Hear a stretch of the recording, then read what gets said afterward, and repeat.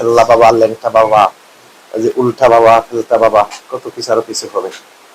এগুলা বাদ দেন, এগুলো সব ভণ্ডামি, এগুলো সব হলো মাজার পূজারী আর ভণ্ডামি।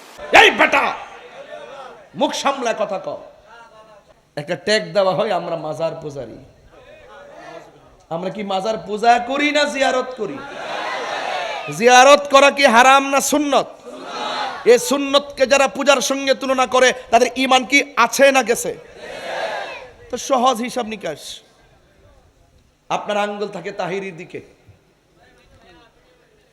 মানে একবার আমি সব কথা বলে দেই তো আঙ্গুলটা দেয় এইভাবে মাজার পূজারি। যতই ভালো কথা বলি, কোরআন খুললা তেলাওয়াত করলো কে মাজার পূজারি, নাতে রাসূল পড়লো কে মাজার পূজারি।